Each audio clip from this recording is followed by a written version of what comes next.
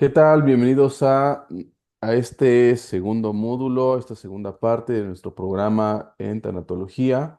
En esta ocasión vamos a empezar a aterrizar a los modelos de intervención propiamente dichos de la tanatología. La sesión pasada estuvimos revisando un poco en torno a las distintas conceptualizaciones que se tiene en torno pues, a lo sociocultural, al estudio de la muerte, lo que nos han arrojado los estudios antropológicos, lo que nos ha dicho la sociología en torno a la muerte, ¿sí? Entonces revisamos bastante material y esta ocasión también vamos a desarrollar, ¿sale? A lo largo de estas tres sesiones que van a configurar nuestro programa de esta ocasión, pues vamos a desarrollar los distintos modelos ya teóricos propios de la intervención que tenemos hasta este momento, ¿sale? Pues bueno, pues vamos a comenzar. Vamos a comenzar en torno a lo que es justamente la intervención tanatológica. Justamente el objetivo de esta sesión es introducirlos, es analizar los conceptos básicos en torno a la tanatología, su relevancia de la intervención clínica y en otros contextos también. Justamente la tanatología no solamente se aplica a consultorios, sino también a distintos otros marcos como la intervención hospitalaria, que para ello justamente más adelante tendremos un módulo de cuidados paliativos, ¿sale? Y en otros contextos justamente como lo comunitario, ¿sale? Buscamos en esta sesión comprender la relevancia del acompañamiento tanatológico y adecuado justamente a la etapa. Para ello vamos a ver algunos modelos que explican el paso del ser humano o sí, del ser humano en torno pues, al proceso de duelo, a la pérdida, ¿sale? Y justamente vamos a también aterrizar al manejo del duelo y pues la pérdida, ¿ok? Bueno, vamos a empezar con la base, el concepto de tanatología. La tanatología es una disciplina, hay algunos teóricos que todavía se aventuran un poco más y dicen que pues ya es una ciencia. Realmente yo me quedaría con el planteamiento de que es todavía una disciplina, porque todavía no tiene un fundamento epistemológico propio. La epistemología en la que se basa pues es el desarrollo justamente de los modelos psicológicos, está hablando de la teoría de las emociones, por ejemplo, en el caso de Elizabeth Kubler-Ross. Entonces, no es una ciencia propia, toda vez que no tiene una epistemología base que la sustente aún. Tiene ciertos parámetros de otras ciencias y por eso es que es una disciplina científica. ¿De qué se encarga la tanatología? Pues de estudiar el proceso de la muerte, pero también del duelo, es decir, de las pérdidas, desde una perspectiva, por así decirlo, holística, ya que abarca distintas dimensiones, es decir, abarca lo físico, abarca lo emocional, abarca lo psicológico, lo social y pues también, ¿por qué no?, lo espiritual, que como ya vimos la sesión anterior, pues es parte de todo esto y que ha nutrido en gran medida pues las formas de los ritos funerarios, de los ritos de paso, ¿sale? Las conductas en torno a la muerte, como ya vimos en torno a la religión la sesión pasada, ¿no? Tanatología proviene de tánatos, que significa muerte en griego, y de logos. Eso pues, todos nosotros seguramente lo conocemos, que es la palabra que describe al estudio, ¿no? Psicología, pues estudio de la psique, de la mente, ¿no? Y pues en torno a esta palabra, pues tal como su nombre epistemológico lo plantea, hace una referencia pues al estudio propio de la muerte y a sus implicaciones también en la vida del ser humano, porque la muerte no solamente se estudia desde lo físico, desde lo que pasa en el cuerpo de aquel que fallece, sino también en las repercusiones que tiene a nivel familiar, a nivel cultural, a nivel social, ¿sí? Los objetivos de esta tanatología es justamente la comprensión de la muerte y del proceso de vivir. ¿Sí? Se busca entender o comprender a niveles profundos lo que significa el final de la existencia, el final de la vida, ayudando así a quienes experimentan este proceso de que saben que van a morir, ¿sí? Ya sea por una enfermedad terminal o por alguna situación compleja, ¿sí? Y bueno, también respecto a sus familiares. Otro de los objetivos de la tanatología es el acompañamiento en el duelo.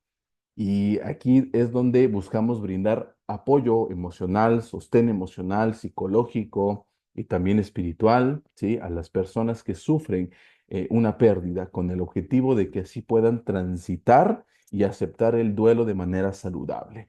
Ya la sesión pasada estuvimos revisando los distintos ritos que hay a lo largo del mundo, ¿sí? Que bueno, no los acotamos todos, pero vimos bastantes y como justamente muchos de esos postulados nos van a dar ideas para poder generar ciertos rituales, ciertas estrategias, ciertas técnicas para generar esta sensación de paso hacia la aceptación de la muerte. ¿Sale? También otro de los objetivos es promover la calidad de vida hasta el final y que aquí yo introduzco uno de los elementos clave de la tanatología, que son los cuidados paliativos, ¿no? Justamente para pacientes que tienen enfermedades terminales. En este planteamiento, la tanatología ayuda a reducir este sufrimiento y aceptar este proceso de transición a la muerte. Y eso a su vez ofrece una sensación de paz, de tranquilidad y bueno, también de dignidad, ¿no? Aquí les tengo algunas aplicaciones en torno a la tanatología, como les comenté al principio. Ya tenemos la aplicación a nivel hospitalario, ¿no? Es decir, específicamente en hospitales. Aquí los tanatólogos pues suelen formar parte de ciertos equipos de cuidado que involucra cuidados paliativos y que ayudan tanto al paciente en la fase terminal como a la familia, ¿sí? Este trabajo a nivel hospitalario incluye un acompañamiento en las últimas etapas de la vida y esto facilita a la comunicación sobre temas difíciles. Ahí les voy a pasar un texto que habla justamente de cómo comunicar malas noticias, ¿no? Que es justamente parte de todo esto. Y también justamente el tanatólogo en estos ambientes ayuda a mitigar el sufrimiento emocional de todos los involucrados, ¿no? Y esto involucra también algunos elementos de psicología infantil, que justamente los niños están involucrados en todos estos procesos, ya sea de una forma activa o de una forma indirecta. Bueno, el contexto comunitario también, ¿no? La tanatología pues también aplica a estos espacios de común acuerdo, como centros de apoyo, como organizaciones de la salud mental, como las asociaciones civiles, que muchas de ellas están muy enfocadas hacia las pérdidas. Y bueno, no solamente en torno a la muerte, sino también a ciertos procesos complejos, como lo es la desaparición forzada, por ejemplo, ¿no? En las cuales pues se requiere un apoyo todavía más especializado porque la persona está teniendo un duelo inconcluso que no se va a terminar hasta que incluso no se pueda encontrar a la persona, el cuerpo por lo menos de esta persona que ha sido forzada a desplazarse o que la desaparecieron a la fuerza, ¿no? Entonces, que es justamente una situación ahí bien compleja, ¿no? Que requiere todavía un poco más de especialización, ¿sale? De igual forma, Ujú. también tenemos las tragedias colectivas, ¿no? Tenemos los accidentes, los desastres naturales. Y bueno, en estos casos, pues el tanatólogo ayuda a las personas a procesar la pérdida de una manera sana, promoviendo así la aceptación de esta muerte como un fenómeno, pues natural. ¿M? Y así aterrizamos al contexto familiar. La intervención en un contexto familiar, pues es fundamental cuando la familia atraviesa esta pérdida o la muerte de un ser querido. Aquí los tanatólogos trabajan con las familias para facilitar la expresión emocional, para mitigar conflictos que surgen en tiempos de crisis y acompañar justamente de forma respetuosa los tiempos de cada miembro, ¿sí? En la intervención familiar hay que contemplar que cada uno pasa por las fases de una forma completamente distintas, a veces similares, pero van a ser muy diferentes, ¿sale? Tanto en tiempo, pero también en la forma de expresarse. Y entonces hay que aterrizar a esta aceptación de cada una y a validar cada una de estas formas de pasar el duelo. Y el conflicto surge toda vez que pues uno de los miembros de la familia pues empieza con conductas de riesgo, por ejemplo, otro pues se embota, se aísla. Entonces, habrá que comprender que cada uno de nosotros tiene una forma, dependiendo de nuestras estrategias de afrontamiento, de enfrentar esta crisis por la pérdida de alguien. ¿Sale? Bueno, ya la sesión pasada estuvimos revisando, ¿no?, que cada cultura, religión o filosofía aborda el concepto de la muerte de una forma completamente distinta. Cada una de ellas le otorga significados que afectan a las personas como enfrentan y procesan el duelo. Hablábamos justamente de la religión judía, que no contemplaba una vida después de la muerte y cómo esa filosofía se plantea a hacer todo lo que se tenga que hacer en la vida, en este momento, ¿sí? Algo que pues no se contempla en las religiones de base cristiana, ¿no? Que sí se cree en la vida después de la muerte y muchos de ellos dicen, llegan a decir, pues espero que en mi vida siguiente, ¿no? Pues, o que, perdón, que ya en el cielo, pues me sea restituido, ¿no? Todo lo que me hicieron aquí, todo lo que yo sufrí, allá en el cielo me lo van a restituir, ¿no? En el caso del cristianismo, como por ejemplo el budismo, ¿no? Que hablábamos de esta conceptualización de la reencarnación, como es que es muy propenso el budista al suicidio, toda vez que piensa que la siguiente vida le va a ir mejor, ¿sí? Entonces, la sesión pasada justamente buscábamos entender cómo estas diferencias permiten a aquel que busca ejercer la tanatología a ayudarlo a ser sensible y sobre todo a ser respetuoso ante la diversidad cultural y espiritual. Y bueno, hablábamos del cristianismo, ¿no? Aquí les planteo una imagen del budismo, ¿no? Que la muerte, pues en esa filosofía se plantea como un ciclo de reencarnación.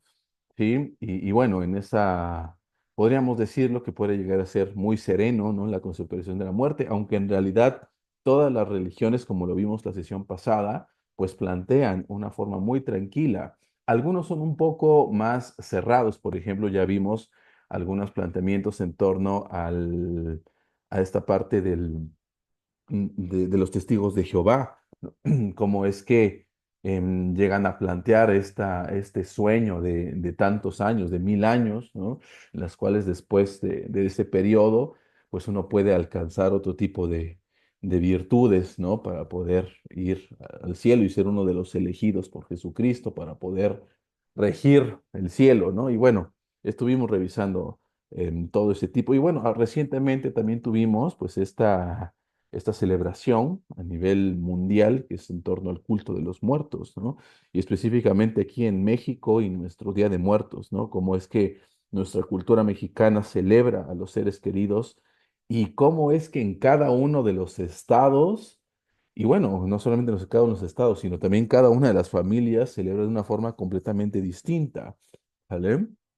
Entonces, todo este planteamiento, todos los estudios sobre la muerte, pues ayudan a poder profundizar en todos estas metodologías. ¿Sale? Y bueno, más allá de lo religioso, también vemos cómo la muerte tiene un impacto en la salud mental.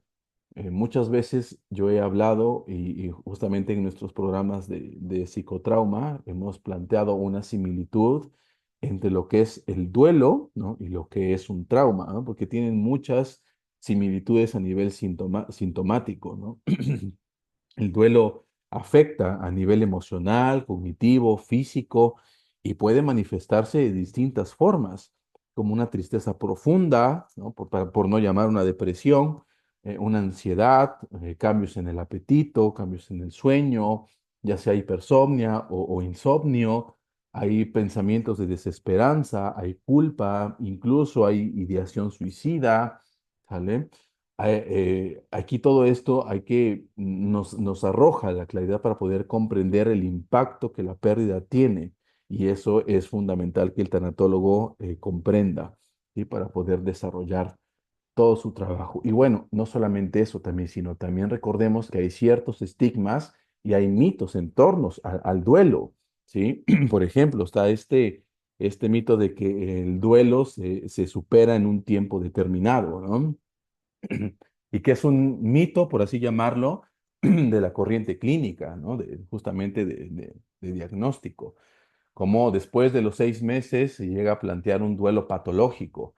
Pero hay corrientes, ya hay investigaciones, no, más bien corrientes ideológicas, corrientes teóricas que ya buscan tratar de despatologizar ese duelo prolongado, por así llamarlo, en las cuales dicen, no, pues si ya van 7 meses no quiere decir que sea un duelo patológico. En lo personal yo considero que, que la sintomatología, y esto va a complementar para aquellos quienes están en nuestro programa de psicotrauma, si la sintomatología genera conflicto, genera malestar, entonces estamos hablando ahí de un duelo no procesado, de un duelo ya tendiente a la patologización. Yo sí considero que un duelo se debe resignificar en un periodo determinado y si no, es que se está complicando.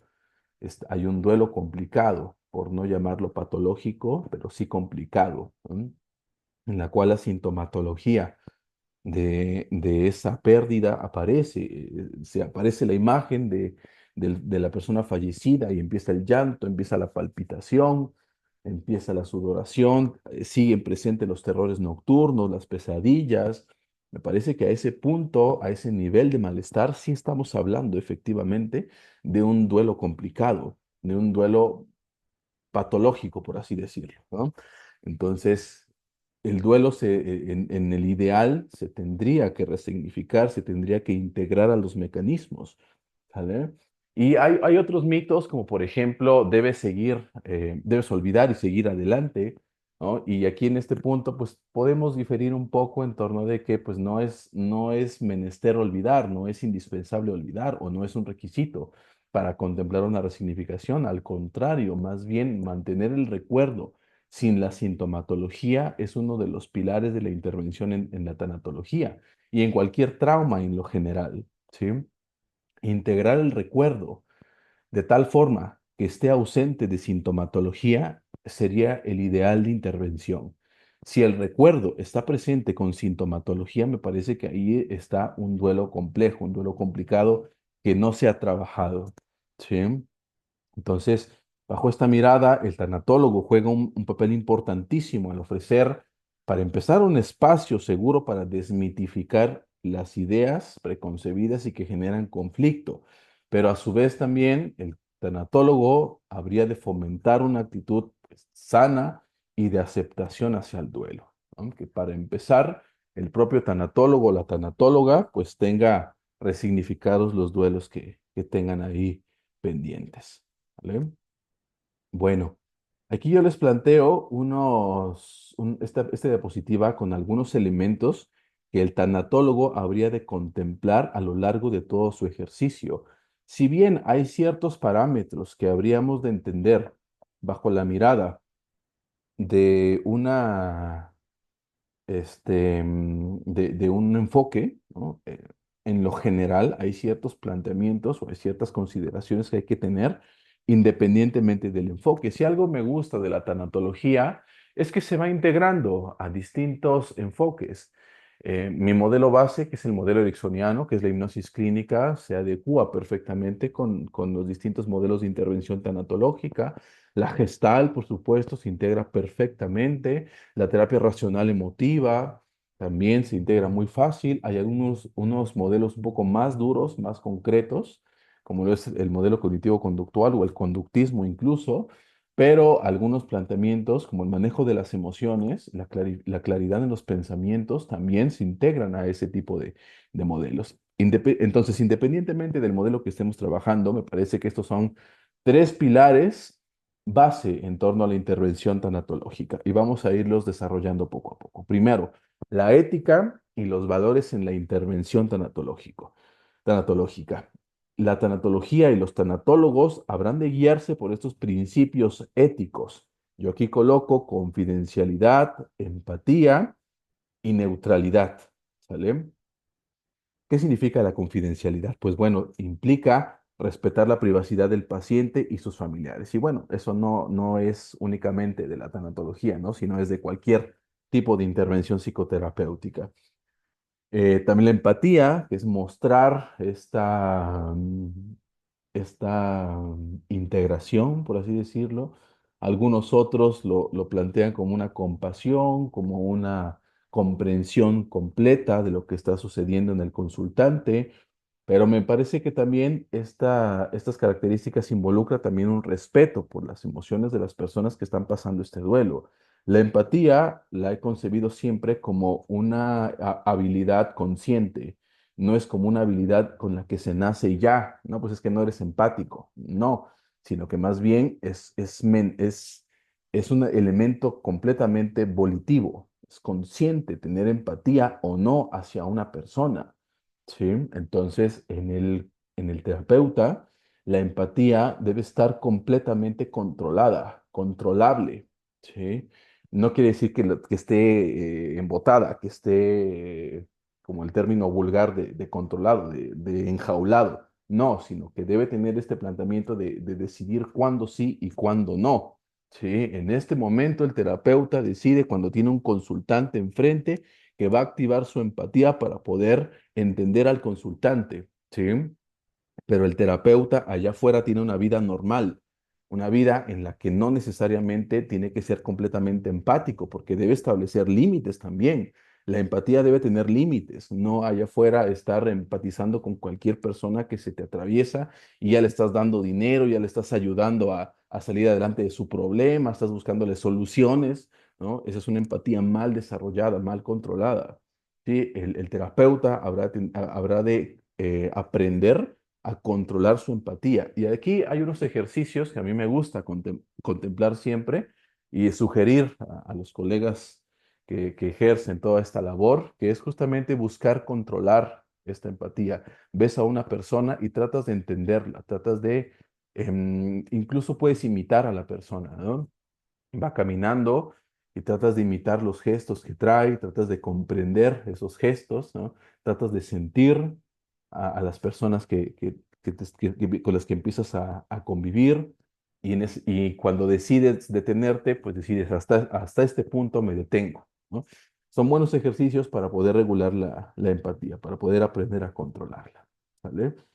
Porque una empatía no controlada, pues justamente es tendiente a una mala práctica, ¿vale? Y este último elemento en torno a los valores, que es la neutralidad, me parece que eso en todos los modelos terapéuticos debe estar presente. Cometemos un error metodológico cuando nosotros sugerimos una estrategia de resolución al conflicto, ¿sale? Hay modelos como el modelo centrado en soluciones que llega a sugerir ciertas estrategias, pero esa sugerencia está basada en el marco referencial del consultante. Al ser una terapia de carácter breve, lo que busca es la eficiencia de los recursos. Entonces, el terapeuta centrado en soluciones, lo que hace es entender el margen de referencia del consultante y así devolverle una estrategia de resolución del conflicto. Sin embargo, si no estamos bajo un margen o bajo una metodología de centrado en soluciones, me parece que sugerir una estrategia de resolución al conflicto es una metodología incorrecta, porque carece de neutralidad, ¿sí? Las estrategias de resolución de conflictos deben salir del propio consultante. Es decir, el consultante te dice, no, pues es que yo quisiera leer más y quisiera poder distraerme un rato con la lectura, ¿no? Entonces, esa estrategia de resolución está pertinente. Y si el terapeuta dice, no, no, porque leer es malo, ¿no? Leer en la noche es malo, ¿no? Ya está restando neutralidad y está depositando su propio margen de referencia para depositárselo al consultante. Y en ese planteamiento estamos aterrizando a una metodología impertinente, ¿sí? Toda intervención de terapeuta debe ser completamente neutral, porque si no, no hay una diferencia entre nosotros y el pollero de la esquina. El pollero al que le van y la señora le cuenta su problema y el pollero le dice, no, pues tiene que irse a vender pollos, ¿no? O el padrecito le dice, no, tiene que rezar 4 Aves Marías. ¿Sí? Si nosotros desarrollamos una metodología basada en nuestro propio planteamiento, en nuestro propio margen de referencia, no estamos ejerciendo una neutralidad y no nos diferenciamos en nada a las demás triangulaciones que los consultantes puedan tener allá afuera, ¿no? Quienes están con nosotros en el programa de terapia de pareja, seguramente reforzarán todo esto que estamos analizando en este discurso, ¿no? Entonces, el tanatólogo específicamente habrá de evitar imponer su propio sistema de creencias. Y bueno, en tanatología todavía más porque el tanatólogo tiene una religión. Y muchas veces en su planteamiento, su margen de referencia choca con las creencias que tiene el consultante. Entonces tendrá que tener mucho cuidado, ¿sí? Y en contraposición, habrá de adaptarse a las creencias espirituales del paciente y sus familiares, ¿vale? Y por ello justamente habrá de profundizar en el estudio de los distintos márgenes de religión y de ritos funerarios. Bueno, el otro pilar que es el acompañamiento emocional y psicológico, y esto involucra una escucha activa, ¿sí? Ahorita en este momento ustedes están ejerciendo una escucha activa. ¿Por qué? Porque me están escuchando, me están evaluando y están diciendo, ah, sí, ah, o eso no estoy de acuerdo, ¿no? Esa es la escucha activa, ¿sale? Con su consultante habrá de ser lo mismo, ¿vale? Habremos de escucharlo, habremos de entenderlo. Cuando algo no nos queda claro, tendríamos que preguntarle, que ahondar un poquito más en ese detalle para poder entender su experiencia. Recordemos que tenemos tanto las estructuras de superficie y las estructuras profundas. Eso nos los ha regalado la lingüística. ¿Sí? La estructura de superficie es aquella que dicen, ah, pues yo soy Alberto. ¿Sí? Es una estructura de superficie, porque aparte hay una estructura profunda que dice, yo soy Alberto Verdi y soy del estado de Oaxaca. Esa es una estructura profunda, es más amplia, pero a su vez, esa estructura profunda es una estructura de superficie. ¿Por qué? Porque hay otra estructura más profunda que dice, yo soy Alberto Verdi, soy del estado de Oaxaca y me gusta mucho leer. Es una estructura profunda porque es más amplia. Entonces, vamos a tener en el discurso del consultante estructuras profundas y estructuras de superficie. Entre más estructuras profundas podamos entender de nuestro consultante, más podremos abarcar en su experiencia, ¿sí? Y es algo que nos ha regalado el psicoanálisis desde hace mucho tiempo atrás. ¿Saben? Bueno, ahora la intervención en crisis. La intervención en estos puntos clave em, en torno a donde se puede llegar a generar un conflicto, ¿sale? Es decir, en situaciones de alto impacto emocional, ¿no? Incluyendo la muerte de un ser querido, el tanatólogo podría ofrecer apoyo para gestionar las reacciones iniciales y ayudar a la adaptación emocional. De acuerdo al trabajo que nosotros hemos desarrollado en el instituto con este libro que sacamos este año, que se llama Psicoterapia de Crisis, nosotros desarrollamos una metodología en tres pilares. La intervención en crisis, perdón, los primeros auxilios psicológicos, la intervención en crisis y la psicoterapia de crisis. En los primeros auxilios psicológicos que son del inicio del conflicto, es decir, la muerte en este caso de un ser querido, hasta las 72 horas, ¿sí? Que la persona está ansiosa, no está en sus cabales, no piensa racionalmente porque está el conflicto de la pérdida, está el llanto, ¿sale? Y el tanatólogo podría aplicar unos primeros auxilios psicológicos para regular el estado emocional del o la consultante, ¿sí? Pero después de esos 72 horas, ya no se hace una intervención en crisis propiamente dicho, ya empieza la intervención tanatológica, ya se desprende, ¿vale? Aunque la intervención tanatológica sí podría redirigirse a una psicoterapia de crisis para poder apoyar en la resignificación del evento, ¿vale? Ya más adelante desarrollaremos todo esto con mayor amplitud, cuando veamos la metodología del instituto y su enlace justamente con la tanatología, ¿sale? Mientras tanto, em, pues los primeros auxilios psicológicos se pueden aplicar y el tanatólogo tendrá que aplicar esas estrategias. Ya el día miércoles estaremos aprendiendo primeros auxilios psicológicos para entender de qué es lo que estamos hablando en este momento, ¿sale? Y bueno, apoyo a la aceptación o en la aceptación, que aquí es guiar a las personas en este proceso de aceptación de la muerte, de uno mismo o de un familiar, ¿sí? Y esto, por supuesto, que va a ayudar a integrar esta experiencia a su vida cotidiana, que es el pilar fundamental de la tanatología, aceptar la pérdida. Ujú. Ahora, tenemos algunas herramientas y recursos que en lo general planteamos como base. Ya cada enfoque podrá tener ciertas otras técnicas, estrategias, pero la base son estos tres, ¿sale? Al menos es lo que hemos encontrado aquí en el instituto, ¿sí? Primero, el diálogo socrático, ¿no? Los diálogos y las reflexiones guiadas. Esto ayuda al consultante a explorar sus emociones y hallar un sentido a las experiencias de la muerte. Y aquí el consultante, aquí el terapeuta habrá de tener un montón de márgenes de ideas, muchas ideas ahí metidas en la mente del terapeuta. Habrá de tener mucha información de muchos lados para entender la experiencia. ¿Sí? Por ejemplo, el consultante podría decir, no, pues es que a mí yo cada vez que escucho la muerte percibo el aroma a mandarinas, ¿no? Y si el terapeuta no sabe a qué huele una mandarina, estará limitado en la experiencia. De aquí, tal como decía Milton Erickson, que pues es mi modelo base, Milton Erickson decía, entre más información tengas del mundo en tu mente, más preparado habrás de estar, ¿sí? Para desarrollar todo tu ejercicio. Eh, y bueno, ya quienes han estado con nosotros en programas de hipnosis, se acordarán como uno de la historia de vida de Milton Erickson era que postrado ahí en cama y en silla de ruedas por la polio que le había dado a Milton Erickson, el único libro o el único texto que leyó varias veces era una enciclopedia, ¿no? Entonces Milton Erickson tenía información de muchas cosas, ¿no? Y así creaba sus historias, ¿no? Pero bueno. Esa es un ejemplo de un modelo específico, ¿no?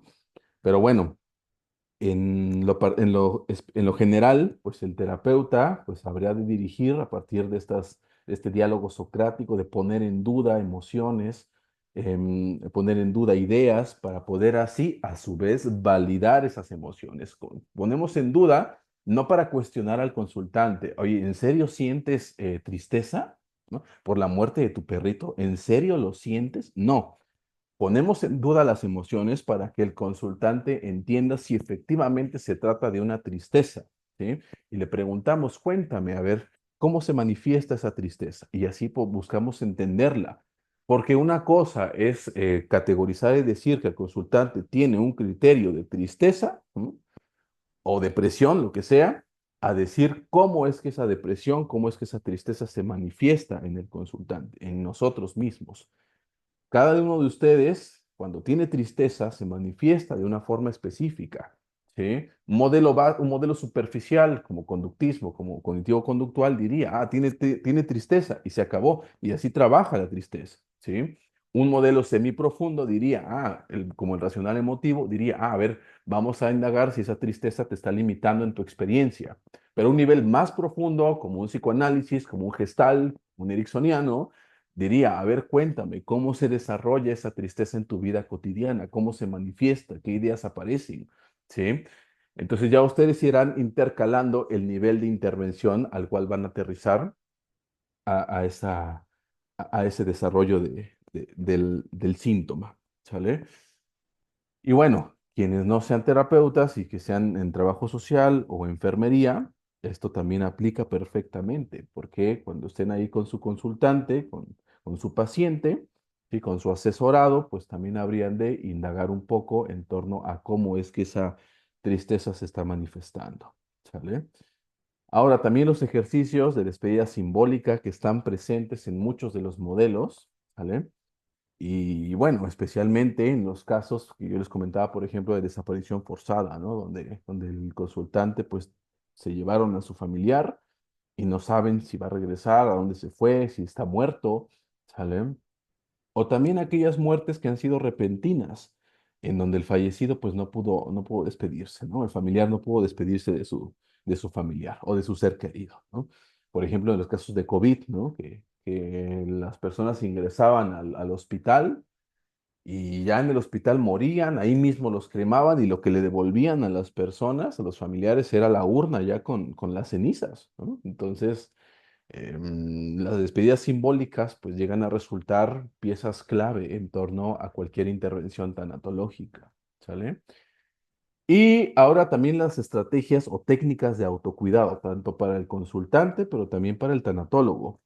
Y esto debido a esta naturaleza emocionalmente intensa del propio trabajo en torno al tanatólogo, deberá generar y gestionar su autocuidado, ¿sí? Tanto emocional y físico. Por ejemplo, con alguna supervisión profesional, con su propio proceso psicoterapéutico, con estrategias superficiales como algunas técnicas de relajación, ¿salen? Y organización entre la vida normal, ¿no? Y la vida pues laboral, ¿no? Que a veces es lo que llega a dificultar un poco, ¿no? Y bueno, pues la tanatología en lo general, pues lo que busca es ofrecer un apoyo fundamental para quienes atraviesan procesos de pérdida, ¿sale? No solamente muertos, ¿sale? Al comprender el contexto, la cultura y las necesidades individuales de cada persona, el tanatólogo puede ayudar a transformar esta experiencia de la muerte en un proceso de reconciliación y sanación emocional, en donde la resiliencia, los mecanismos de resiliencia se activan, en donde la integración de la pérdida se vuelve un recurso en la mente del consultante y no un síntoma al que hay que estar combatiendo, ¿sí? Y con esto se espera que los consultantes pues tengan justamente una mayor solidez al momento de afrontar distintas pérdidas, ¿sale? Ok.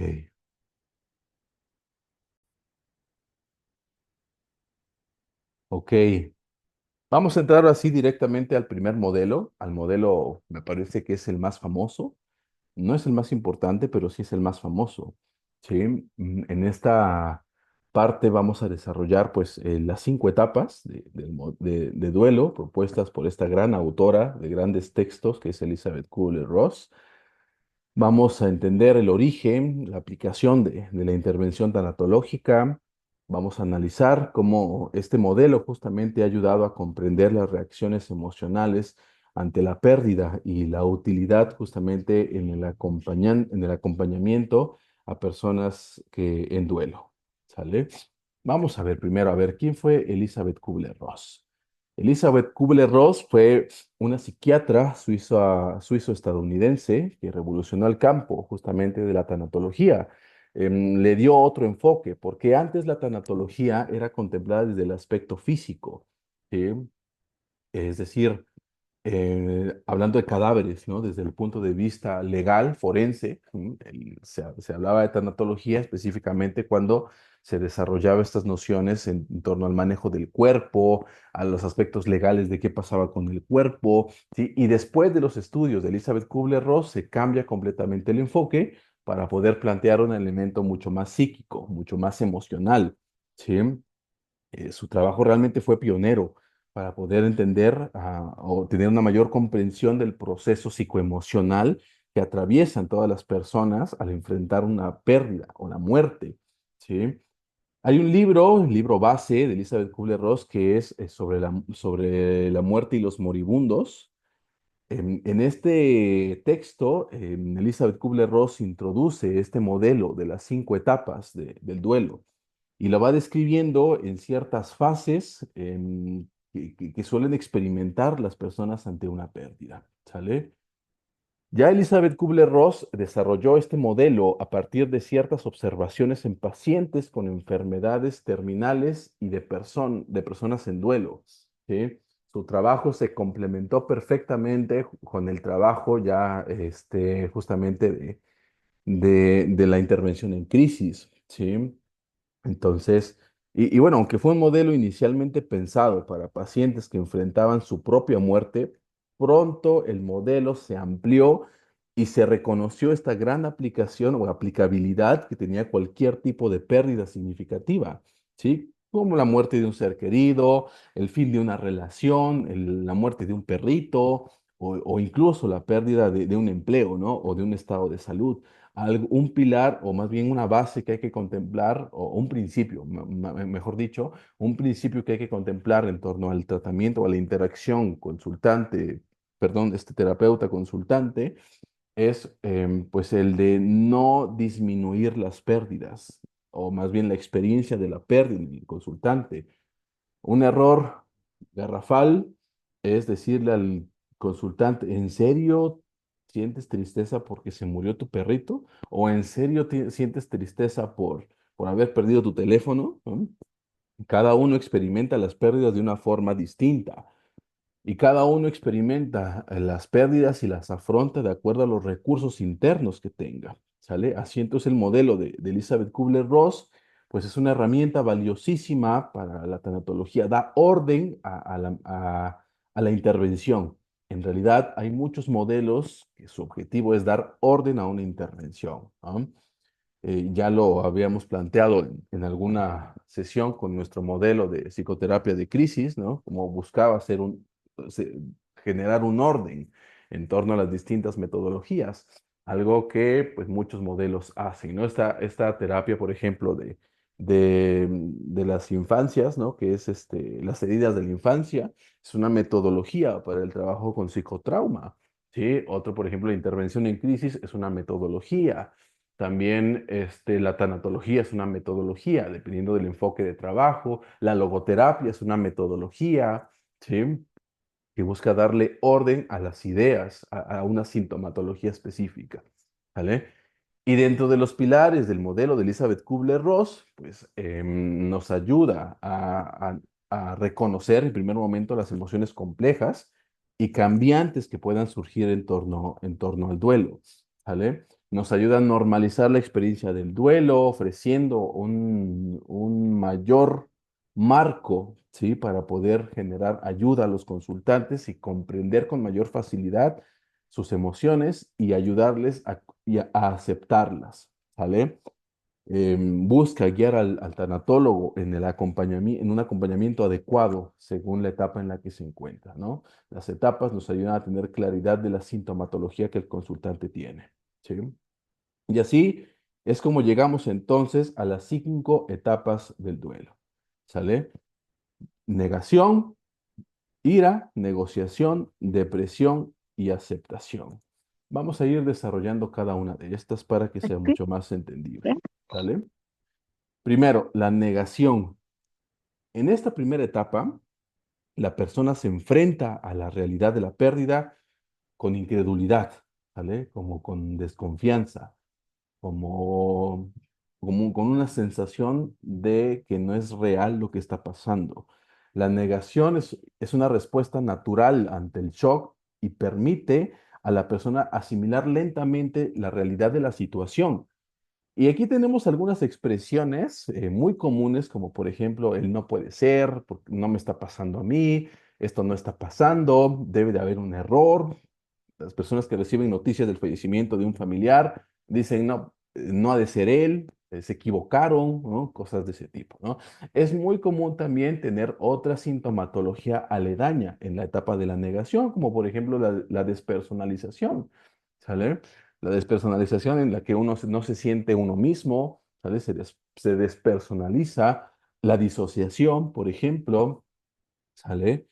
Aquí la negación actúa como un mecanismo de defensa, ¿sale? Al igual que también la desrealización, la despersonalización, la disociación son mecanismos de defensa que protegen a la persona de la sobrecarga emocional, de la tensión, ¿sale? Y, y así evita enfrentarse completamente con la realidad y el individuo, por así decirlo, gana un cierto tiempo para adaptarse gradualmente a la pérdida. Entonces, la negación y su sintomatología aledaña es algo completamente natural en la mente del consultante, ¿vale? Y habrá de comprenderla de esa forma. El tanatólogo lo que puede hacer es acompañar desde la empatía y el respeto, sin forzar a la persona a aceptar esta realidad, ¿sí? Cada quien tiene su propio tiempo, su espacio, y es importante también ofrecer un espacio seguro, darle la sensación de que con su consultorio es un espacio seguro, donde él pueda expresar libremente sus pensamientos, sus emociones sin ningún perjuicio, sin ningún prejuicio, ¿vale? Es común también que muchos consultantes tengan embotado el llanto, ¿vale? Entonces, y es un embotamiento que se debe a ciertas ideas, a ciertos mitos propios de la cultura o propios de sus estilos de crianza. ¿no? Como, ay, ¿cómo vas a llorar por eso? O ya, ¿por qué lloras si la persona está en un lugar mejor? Cosas de ese tipo, ¿no? Entonces, ese lugar, su consultorio, habrá de ser un espacio libre para poder expresarse. Y a veces el consultante salen las primeras lágrimas y las reprime, ¿no? Entonces el terapeuta habrá de decirle, puedes expresarte, si tienes la necesidad de llorar, hazlo. Aquí este es el lugar perfecto para que tú te sientas seguro al hacerlo, ¿sale? Entonces habremos de plantear ese tipo de comunicación con el consultante. Ahora, la ira. Aquí en la etapa de la ira, la persona comienza a aceptar la realidad de la pérdida, pero esta aceptación trae pues, consigo ciertos sentimientos de ira y de resentimiento. Aquí el consultante puede llegar a manifestar ciertas preguntas como ¿por qué me pasó a mí? Por qué fue ella? ¿No? Hubiera sido yo, ¿no? Aquí aparecen las ideas de que si yo no hubiera hecho tal, esto no hubiera sucedido. Si yo hubiera ido por él, por ella, no le hubiera pasado esto. ¿Sale? Aparece este tipo de pensamientos. Y esta ira puede también dirigirse hacia uno mismo, o bueno, también hacia otras personas, ¿no? Incluso también puede pasar que este enojo se tenga como objeto directo a la persona fallecida, ¿sí? O incluso hasta ciertos parámetros no reales, como por ejemplo Dios, el cosmos, el universo, el universo, el destino, ¿sí? Entonces, toda esta ira puede depositarse también hacia uno mismo. Y aquí, cuando es hacia uno mismo, hay que tener cuidado de evaluar la ideación suicida, ¿no? O las conductas de riesgo. Muchos consultantes llegan a presentar conductas de riesgo en el afán de autocastigo, ¿sale? Que va desde un cutting hasta hasta cuestiones más complejas como pues un intento de suicidio, ¿no? Como manejar rápidamente y tratar de chocar, ¿no? A ver qué sucede, ¿no? Cosas de ese tipo, ¿sale? Entonces hay que evaluar ese tipo de ideas, ¿ok? Ahora, la ira, desde esta mirada también, es una forma también que el consultante tiene para poder expresar esa frustración y esa sensación de injusticia que puedan llegar a tener. Y forma parte de un proceso de adaptación hacia la pérdida. Tal es una forma de liberar la tensión emocional acumulada. Es un síntoma necesario en el consultante. Y entonces el tanatólogo habrá de entender esta ira como una reacción completamente normal y en lugar de juzgarla, debe brindar un espacio para que la persona pueda expresar libremente y de forma segura todas estas emociones. La clave de aquí está en validar esos sentimientos para que el individuo no se sienta culpable y poder sentir así el enojo, ¿no? Que es una etapa indispensable de todo este proceso. Ahora, ya veremos más adelante algunas estrategias, algunas técnicas para liberar emoción. ¿Sale? Bueno, vamos con la siguiente etapa, la negociación. En esta etapa de la negociación, la persona trata de encontrar formas, estrategias para poder revertir, revertir o incluso mitigar esta pérdida, ¿no? Busca hacer estas llamadas negociaciones internas o con un poder superior, ¿no? Internas, como por ejemplo cuando dice el consultante, mira, si yo salgo bien de esto, me voy a poner a hacer ejercicio, me voy a poder tener una vida más saludable, voy a poder pasar más tiempo con mis hijos, ¿sale? Cosas de ese tipo. Y bueno, puede ser una entidad exterior, por ejemplo, en las negociaciones que se tienen con las deidades, ¿no? Dios, si sano de esta enfermedad, yo te voy a poner una veladora todos los días, ¿no? Cosas de ese tipo, ¿sale? Y aquí tenemos ciertas expresiones como pues, si logro hacer esto, entonces yo me comprometo a hacer esto otro, o daría lo que fuera por tener esto de vuelta, tener mi salud, tener a la persona de vuelta. Y habrá que contemplar también que pues, la negociación es especialmente frecuente en casos de enfermedades graves, donde la persona busca recuperar la salud o incluso evitar la muerte. Y entonces la función de esta fase, de esta negociación, es justamente tratar de mantener el control sobre su vida y, por decir así, también sobre su propio destino. ¿sí? Aunque la persona sabe perfectamente que la pérdida es inevitable, intenta posponer, por así decirlo, la realidad o al menos encontrar una forma de sobrellevarla al tratar de establecer esta negociación, porque así el consultante dice, pues tengo un cierto grado de control sobre lo que me está pasando. A ver, si tú me das esto, yo te doy esto. ¿Sí? Y eso es una sensación de control, ¿sale? Entonces, es parte. Y si el consultante no ha mantenido, y esta es una de las estrategias en esta fase, es que si el consultante no la ha tenido, no tiene esta sensación de control, entonces habría de procurársela. ¿Sale? Darle una sensación de, bueno, ahora qué puedes hacer, ya conoces esto, ahora qué puedes hacer para mejorar, ¿sale? Sí vas a morir, pero ahora qué puedes hacer para aprovechar el tiempo, ¿no? Darle esta sensación de control, propiciar el desarrollo de esta fase porque es necesaria, ¿sale?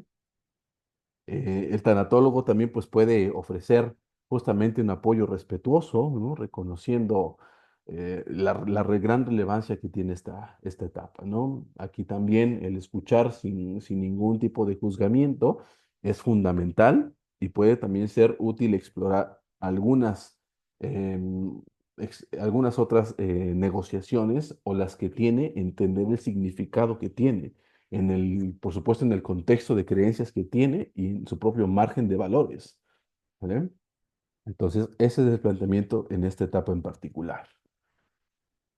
Ahora, vamos con la depresión.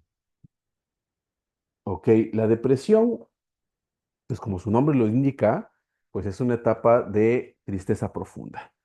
La depresión bien puede ser diagnosticada o puede no necesariamente tener todos los criterios para plantear como una depresión, sino me parece más bien que en el planteamiento de Elizabeth Kubler-Ross, la etapa de depresión es más que nada síntomas, rasgos que sí pueden exacerbarse, pero no necesariamente tiene que ser un diagnóstico completo. ¿Sale? A veces se comete ese pequeño error en algunos terapeutas que plantean esta sensación de que si no cumple los criterios de una depresión, no está en esta etapa. No necesariamente, únicamente puede tener ciertos rasgos, ¿sale? Recordemos que en la psicopatología tenemos dos planteamientos, el trastorno propiamente dicho y los rasgos. Está en toda la psicopatología, ¿eh? Está en la esquizofrenia. Esquizofrenia puede ser completamente el trastorno, cual se cumplen todos los criterios según el DSM-5, o bien pues, tener ciertos rasgos, como la ideación, el planteamiento delirante, ¿no? Los delirios, algunas alucinaciones auditivas, alucinaciones visuales, alucinaciones táctiles, ¿sí? Entonces tenemos ciertos rasgos o bien puede aparecer el trastorno. En el caso de la etapa de las etapas de Kubler-Ross en torno al planteamiento tanatológico y del duelo, estamos hablando de que no necesariamente tiene que tener todos los criterios, puede tener ciertos rasgos, ¿vale? Y bueno, en esta etapa, la realidad de la pérdida se asimila de una forma más profunda, lo que justamente es lo que desencadena la tristeza, sensaciones de vacío, desesperanza, y aquí también la persona puede experimentar una profunda introspección. Recordemos que la tristeza en lo general tiene la función de permitir la introspección en el consultante. Y específicamente en el duelo se da la pertinencia para que aparezcan sensaciones de pérdida de sentido, ¿sí? ¿Hacia dónde voy? ¿Qué estoy haciendo de mi vida? ¿Sí? Aparece también el llanto, el retraimiento social, aparecen las alteraciones del sueño, las alteraciones del apetito, la persona no quiere comer o come mucho, la persona no quiere dormir o duerme mucho, ¿sí?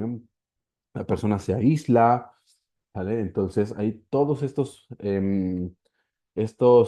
síntomas que aparecen en la depresión, pueden aparecer aisladamente o pueden aparecer en conjunto, ¿sale?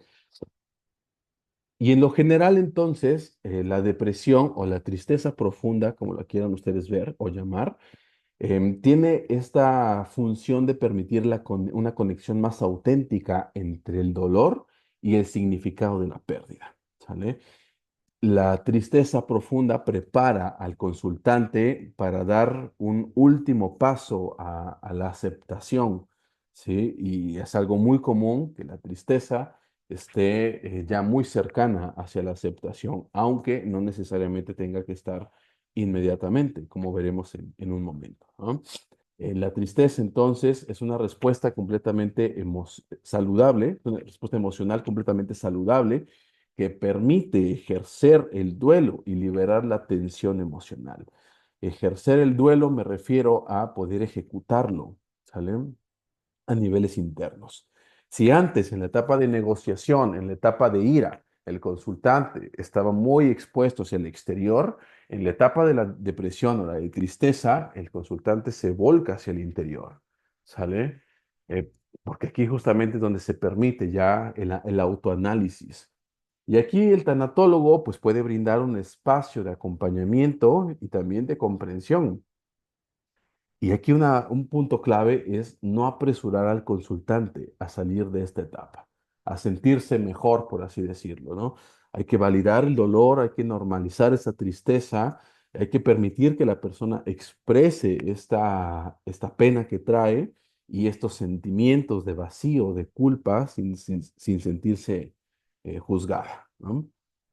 Entonces, aquí, pues vale la pena también echarle una releída a este texto tan bueno que es de Daniel Goleman, que es inteligencia emocional. Y Daniel Goleman justamente en sus investigaciones plantea la gran importancia que tiene la depresión, o perdón, la tristeza, la emoción de tristeza en torno a la estructura psíquica del individuo.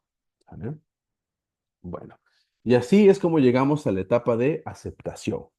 Aquí, en esta fase final, la persona llega a aceptar esta pérdida, a aceptarla, o más bien a integrarla a su estructura psíquica, ¿sale? Y bueno, esto no quiere decir que el dolor desaparezca por completo, sino que más bien ha aprendido a convivir con ese dolor. La persona comienza a reintegrarse lentamente y gradualmente a su vida cotidiana, se adapta a la nueva realidad de la pérdida y busca formas de encontrar significados y un propósito a su vida. ¿Sale? Ya la aceptación de la muerte pues permite esta integración de la vida a lo cotidiano, ¿sale? Lo que justamente facilita un retorno de la sensación de bienestar, de autoaprecio, de autocariño, se regula la autoestima, ¿sale? En esta fase también la persona puede empezar a recordar al ser querido con mucho menos dolor y con mayor serenidad, ¿sale? Y es con lo que les comentaba al principio. Si el consultante, después de todo este tiempo, de los más o menos 6 meses, todavía mantiene esta sintomatología derivado de la pérdida, es que es un duelo que no está bien estructurado, que no está bien resignificado. ¿Sale? Planteamos un caso hipotético. Dentro de 2 años, la persona le preguntas, oye, ¿qué tal? ¿Cómo te sientes ahora con la pérdida de tu hijo? ¿No? Y la persona empieza el llanto descontrolado, se empieza a desesperar y nada más con ese toque con ese roce en torno al recuerdo, pues vuelve a presentarse los sueños recurrentes, ¿no? Si ha pasado todo eso, justamente estamos hablando de un duelo pues no procesado, ¿no? No se ha integrado la pérdida a la estructura psíquica del consultante. Entonces, cuando después de esos 2 años al consultante le pregunta respecto a su ser querido y dice, no, pues sí me duele, lo recuerdo con estima, con cariño, pero pues hay que seguir adelante, ¿no? Si hace ese pequeño discurso, es que lo más seguro es que tenga ya procesado el duelo y que ya esté integrado a su estructura psíquica, ¿sale? Y para esta fase, la fase de aceptación, pues el profesional, el tanatólogo, pues puede apoyar reforzando ciertos logros emocionales, ¿no? Por ejemplo, el consultante ya puede hablar de lo que sucedió y le reforzamos eso. Me doy cuenta que ya puedes hablar de esto y me parece algo, pues un éxito para ti, un gran logro, ¿no? ¿Cómo te sientes con eso? ¿No? Preguntar, reforzar, ¿sale? Alentamos a la persona a continuar adelante, trabajamos la perspectiva futuro, ¿sale? es decir, qué es lo que hay más adelante, le preguntamos qué hay más adelante. Si en las primeras etapas, al hacer esta pregunta de, bueno, ¿qué hay después? ¿Qué hay? ¿Cómo te ves en 5 años? Hasta me parece que es una pregunta impertinente, ¿no? Contemplando que el duelo está muy reciente, pero pongamos el supuesto de que lo hacemos, ¿no? ¿Cómo te ves en 3 años? ¿No? Y el consultante dice, no, pues mal, la pérdida que tuve, ¿no? Esta pregunta, si lo haces al principio, va a distar mucho al final del proceso si es que se integró adecuadamente la pérdida. Al final del proceso le preguntas al consultante, oye, ¿cómo te ves en 3 años? El consultante te va a decir, no, pues me veo así, apoyando a las personas que tuvieron la misma pérdida que yo, disfrutando de mi familia, disfrutando de mi esposo, de mis hijos, etcétera, etcétera. ¿Sale? Pero bueno, es un caso hipotético. Yo lo recomendaría no hacer no trabajar perspectiva a futuro en las primeras etapas del duelo, ¿vale? Porque la persona, por ejemplo, en la etapa de la ira, la persona está con esa tensión a flor de piel, como le llaman. Entonces, preguntarle, oye, ¿cómo te ves en 3 años? Te va a maldecir, ¿no? ¿Cómo preguntas eso? ¿No? Entonces, mejor ese tipo de preguntas las hacemos ya casi al final del proceso, ¿no? En la depresión, por ejemplo, puede ser, sí, seguramente en depresión va a parecer lo mismo, ¿no? Pues me veo mal, me veo triste, no me veo con un futuro, pero en la depresión se puede empezar a trabajar la perspectiva futuro, para que en la etapa ya de aceptación se consolide esa perspectiva futuro, ¿sale? Bueno, ok.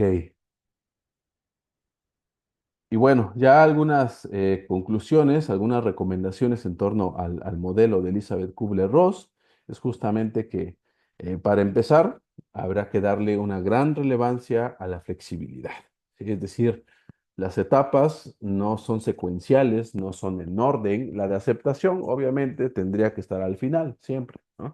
Pero las otras 4 etapas pues pueden ir variando, ¿no? En el orden, ¿no? O incluso pues pueden no presentarse en un periodo específico, ¿no? Em, el duelo no es un proceso lineal. Estas etapas, tal como las plantea Elizabeth Kubler-Ross, no son secuenciales, ¿vale? Ya en un texto que se llama Una luz que se apaga, vuelve a hacer esa recomendación, ¿no? Que las etapas no son secuenciales.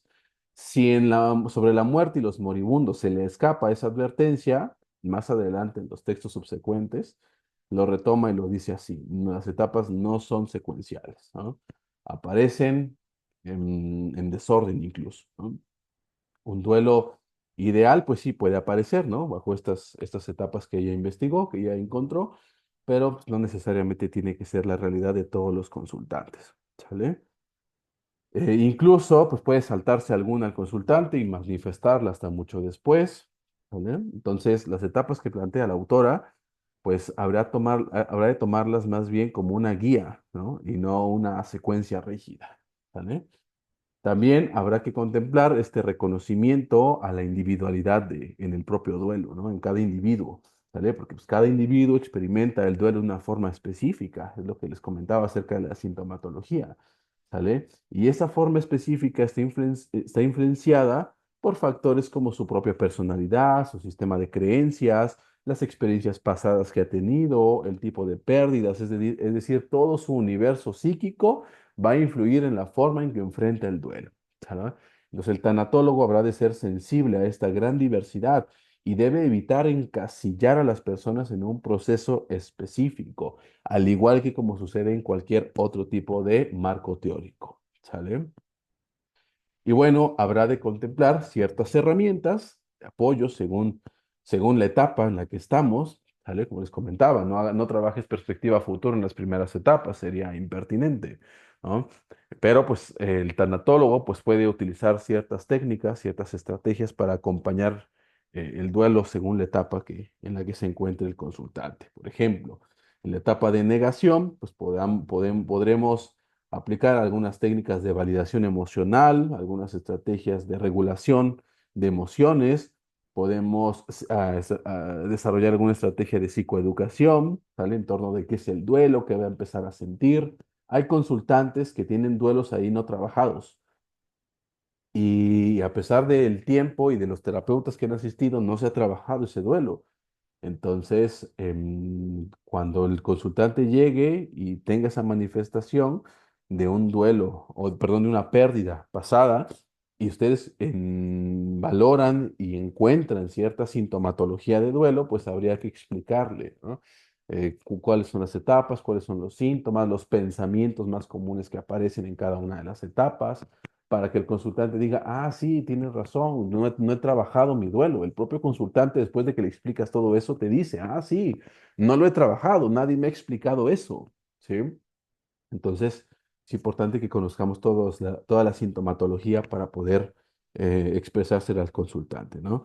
Ya en la etapa de ira, por ejemplo, pues podemos acompañar o podemos generar algunas estrategias de empatía, ¿no? Algunas estrategias de expresión emocional. La arteterapia es muy buena, la terapia narrativa es muy buena para expresar estas emociones. Ya en la etapa de negociación, pues podríamos aplicar algunas estrategias base, como pues el diálogo socrático, ¿no? Como pues también la escucha activa. Podríamos desencadenar algunas estrategias como de autocontrol, ¿no? La base de de la etapa de negociación es el ejercicio del control, del autocontrol sobre el destino del consultante. Entonces, mostrar empezar a desarrollar un cierto estrategias en donde el consultante pueda recuperar el control de su propia vida. Ahora, ¿qué vas a hacer? Cuéntame, ¿cuáles son tus planes? ¿No? ¿De qué forma puedes ejercer este control sobre tu vida, sobre tu destino? ¿No? Cosas de ese tipo. Ya iremos revisando distintas otras estrategias ya muy puntuales, ¿vale?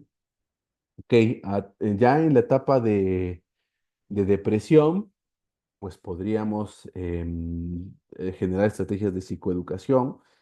Las emociones llegan a ser una situación problemática en los consultantes cuando no saben de qué tratan sus emociones, ¿sí? Habría entonces en ese caso de normalizar el dolor, ¿no? Generar estrategias de autocuidado emocional. En este caso también puede apoyar mucho la terapia de grupo, ¿sale? Ya iremos aterrizando ciertas estrategias específicamente a a la depresión, ¿vale? Tendremos un tema específico en torno a eso, ¿vale? Y ya en la etapa de la aceptación, pues podríamos reforzar, ¿no? Reforzar al consultante, este, mm, podríamos trabajar perspectiva a futuro, podríamos generar estrategias de reconstrucción de sus actividades diarias, ¿no? Aquí algunas estrategias de terapia ocupacional también pueden ser adecuadas, que vuelva a retomar gradualmente su propio estilo de vida, que aproveche toda esta pérdida para integrarla a ciertas actividades puntuales, ¿sale? Entonces, pues como se dieron cuenta, cada una de las etapas del modelo de Elizabeth Kubler-Ross, pues deja algunas tareas específicas, ¿no? El modelo, pues es una herramienta valiosa para entender y acompañar al consultante en su proceso de duelo, ¿no? Y aunque el duelo es una experiencia pues profundamente individual y muy compleja, el modelo de Elizabeth Kubler-Ross proporciona un marco general que nos permite acompañar cada etapa desde la empatía hasta el respeto, ¿sale? Y comprender estas etapas facilita justamente un acompañamiento efectivo, ¿no? Y sensible, ¿no? Que respete el ritmo de cada persona en su camino hacia la integración de la pérdida. ¿Vale? Ok.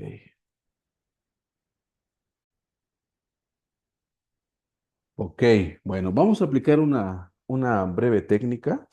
Esta técnica, pues, es base del modelo gestáltico. Seguramente muchos de ustedes la conocen, pero quienes no, pues les va a servir a nivel personal, pero también a nivel terapéutico, ¿sale? Es una cierta modalidad dentro de la mente de la silla vacía, ¿no?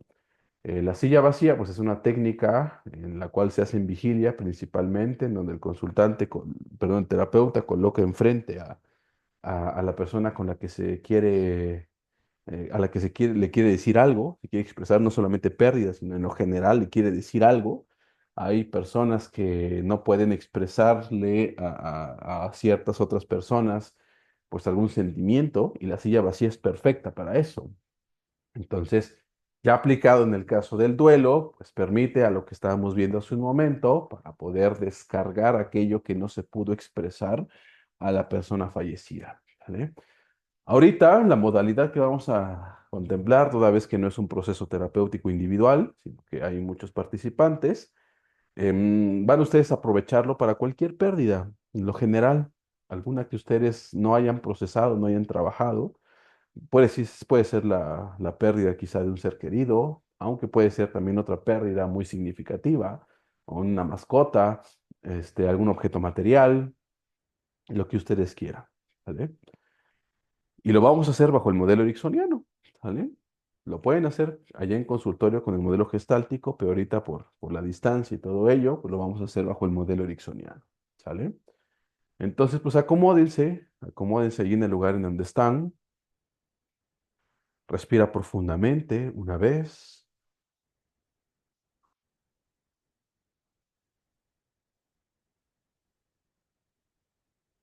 Respira una vez más, por favor.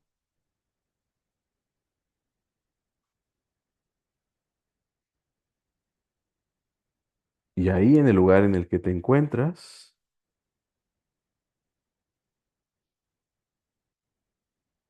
me gustaría, por favor, que cierres un momento tus ojos.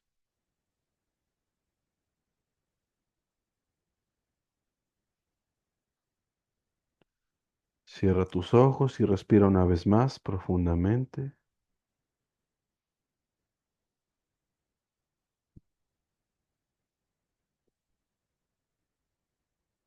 Me gustaría, por favor, que concentraras tu atención en los músculos de todo tu cuerpo, de tus manos, de tus brazos, de tus hombros, esos músculos que permiten tu respiración y que expanden tu estómago y tu pecho. Esos músculos que se estiran y se contraen y que te permiten caminar. Concentra tu atención en esos fuertes músculos que tienes en tu cuerpo.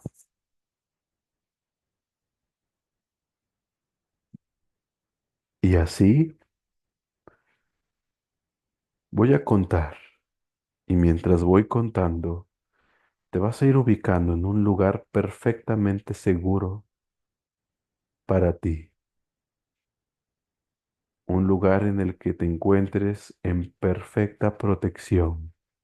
10, 9, 8, 7, 6, 5, 4, 3, 2, 1. Ahí donde estás, en este lugar en el que te encuentras,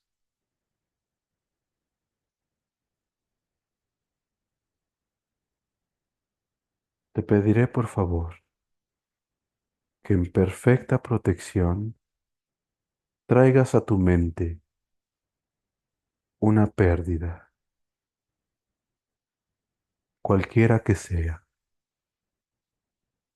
En perfecta protección traerás ahí a ese lugar un objeto que represente esa pérdida. Y a veces es el primer objeto que se aparece en tu mente. Y ese primer objeto lo sientes con tus manos, sientes su tacto, sientes la temperatura que tiene este objeto, sientes el material del que está hecho. Y si lo acercas un poco más, percibes el aroma de este objeto que representa esta pérdida en tu vida. Y así, con este objeto en tus manos,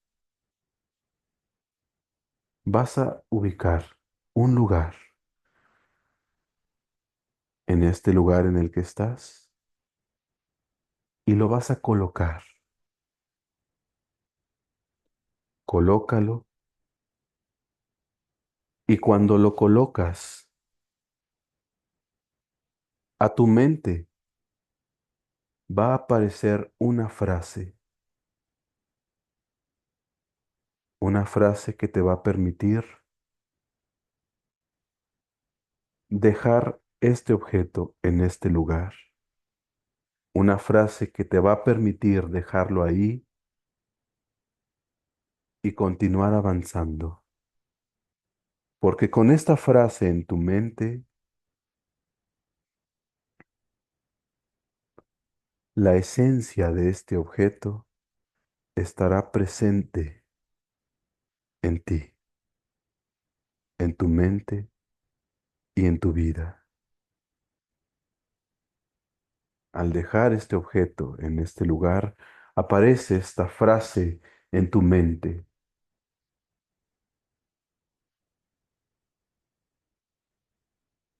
una frase que te va a permitir seguir avanzando, incluso dejando este objeto en este lugar. Y así, mientras voy contando, te vas a ir ubicando en algún otro lugar, un lugar más bonito que en el que estabas, un lugar más hermoso, más bello, más esplendoroso,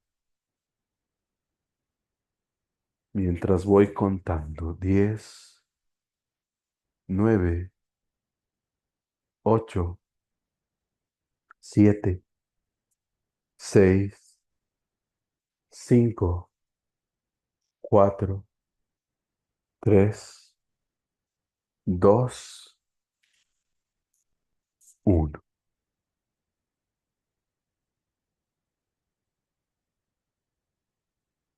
Ahí donde estás, en este lugar, observas todo lo que te rodea. Observas todo lo bello que tiene este lugar. Y al observar todo lo que te rodea y todo lo hermoso que hay, aparece en tu mente la frase que hace un momento apareció cuando dejaste ese objeto en aquel lugar. Aparece la frase y puedes identificar qué emoción te genera cuando esa frase está presente en tu mente consciente. Identifica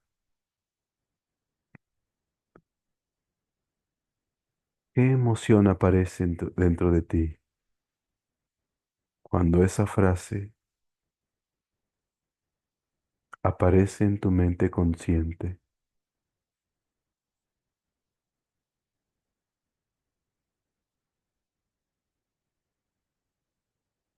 Identifica esas emociones. Y si hay alguna emoción que te resulte desagradable, vas a ubicarla en tu pecho. Vas a ubicar perfectamente esa emoción en tu pecho. Y de tu pecho va bajando lentamente por tus hombros, por tus brazos, tus antebrazos, hasta ubicarse en las palmas de tu mano. Y con esa emoción ubicada en las palmas de tu mano, vas a juntar las manos y tus manos comienzan a sentirse tan calientes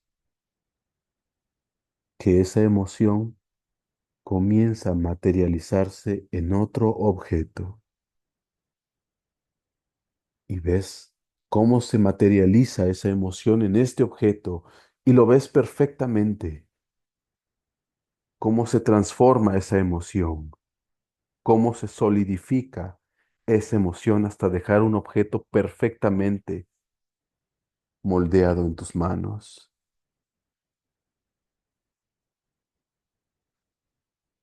Observa tu objeto, siéntelo, percíbelo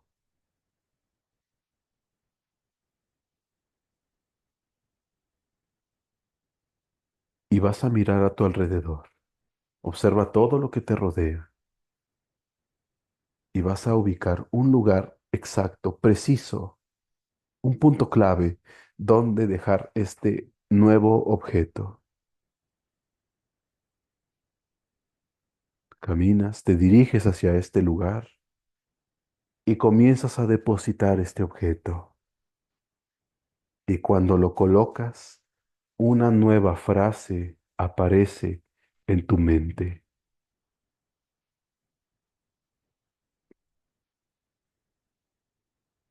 Escucha esa frase, siéntela, porque esa frase te va a permitir seguir avanzando, incluso al haber dejado este objeto en este lugar. Y con esa idea en mente, respira profundamente una vez, respira profundamente una vez más,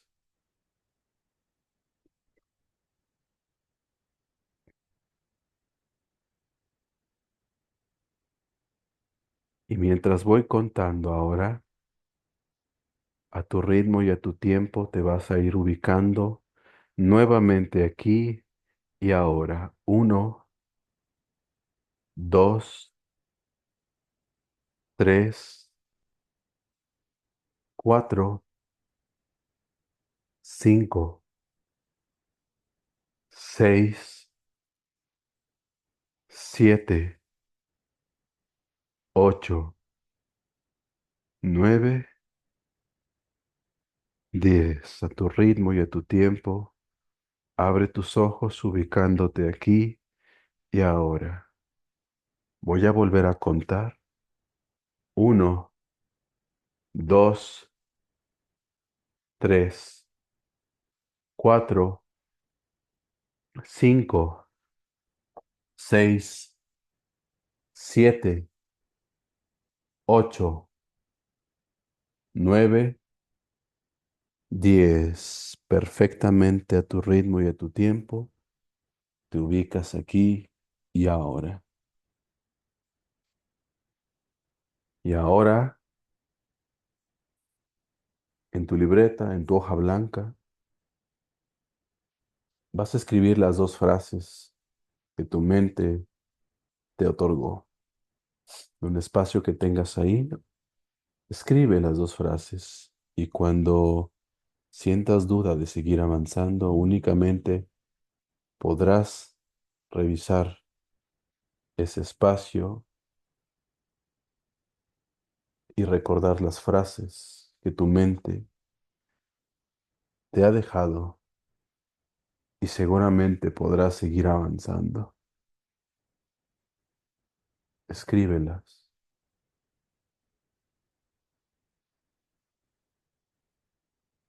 y aprovéchalas.